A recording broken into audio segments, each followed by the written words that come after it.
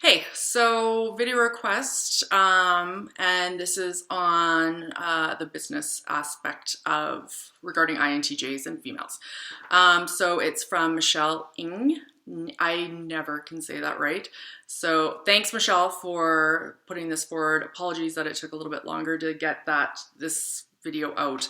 I'm just gonna read some of her requests so I don't say it wrong. So Michelle has a video request, and she mentions that since I'm a business owner in a tech industry, she is wanting to understand some details about starting my own business as an INTJ female. So she mentioned she's a freelancer and she works better alone or with a small group of people, instead of a typical corporate environment where the brainstorming sessions, and it sounds like it's in quotations, and meetings and working with, different personality types that tend to be lazy or political or chatty. And she prefers working behind the scenes and being hands-on. Instead of working as the face person and dealing with people and clients and customers. But she is interested in starting her own business because she is tired of the whole freelance world of things and being one part of a solution of someone else's project or company.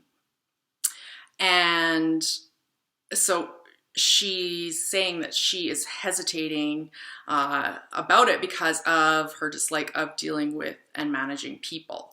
So she wants to know whether I struggled with this issue and any tips. So I 100% identify, Michelle, with this. So for all of I bet this is basically INTJs though in general. It's not even just as a female versus male.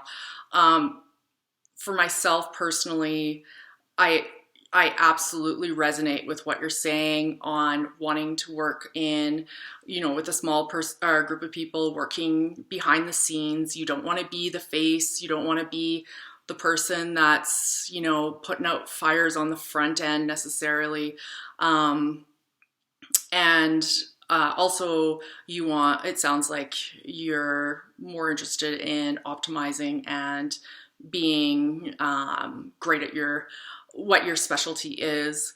And unfortunately, going into a business means that you're stuck in multiple different realms, whether you like it or not.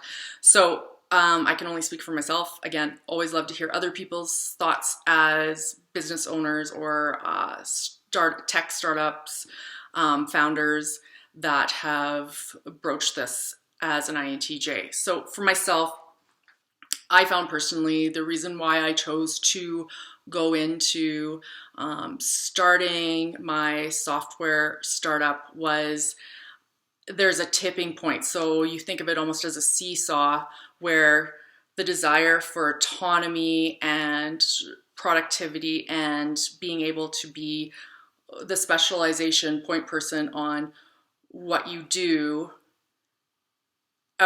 is going to outweigh or otherwise the side that you do not want to deal with people, you do not want to go down with the other aspects of starting the company. And the only thing I could say for this, and it's something that I've thought about a lot, is the potential, if you did decide to work for or start your own company, is to look into getting a co-founder. And there's good and bads with co-founding. I didn't do it, and I'm not saying that's good or bad. But with co-founders, usually the best thing to do is get someone that is the antithesis of who you are and what skills you have, because they're able to pick up the ball on things that you're not interested to do. And one thing I can't stress enough, for INTJs, we only have a limited amount of face time ability before we start to internalize and break down and need to recover. And with starting a startup, you don't necessarily have those opportunities like you do with other avenues of your career.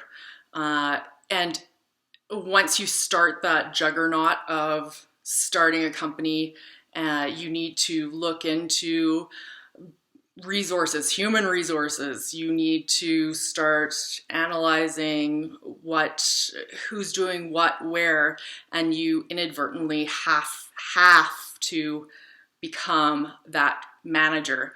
Not just a manager, you also want to become a leader, because there's no product there yet to manage. You are building the vision of what you see for your company.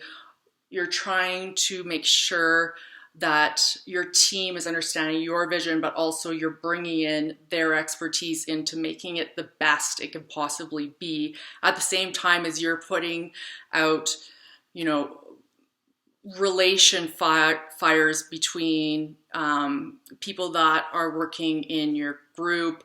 You're making sure payroll's met, you're making sure taxes are being paid, and you are dealing with financing and potentially venture capitalism if that's the avenue you want to go. And you will never get away from the FaceTime. The FaceTime, instead of being able to cocoon into your work and what is passionate in your life and what drives you, that you go into your flow zone and you can work for 24 hours straight, that stuff's kind of gone.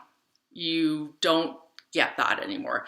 And even if you do get a co-founder, you still have to gel. You still have to decide where one picks up, the other drops off, which means clear guidelines on responsibilities, so no balls are dropped as quick as they could drop between two people, making sure egos are being managed properly, because there's a certain subset potentially of the folks that are attracted to working in starting a startup. I'm not saying they're ego-based, but there needs to be a certain amount of, not bravado, but at least fake it till you make it when you're trying to build something out of ether.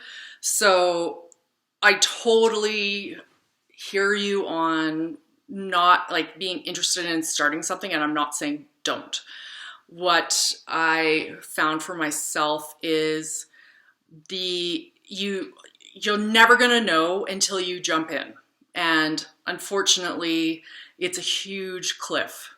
So you have to decide if it's worth the cliff jump to go in and start it, as well as mitigate your risk factors to a level that is something that's comfortable for you, and know when or what you're willing to put in and put out.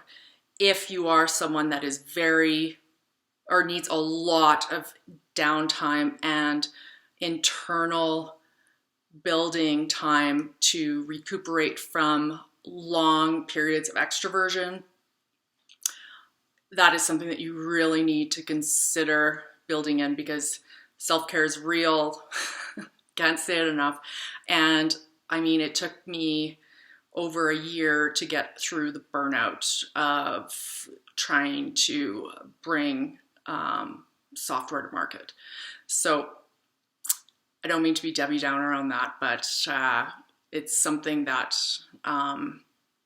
is worth putting out to you, you folks, not just Michelle, but anyone who's interested in something similar along that lines of a route that Michelle is interested in exploring. So thanks so much again for the question.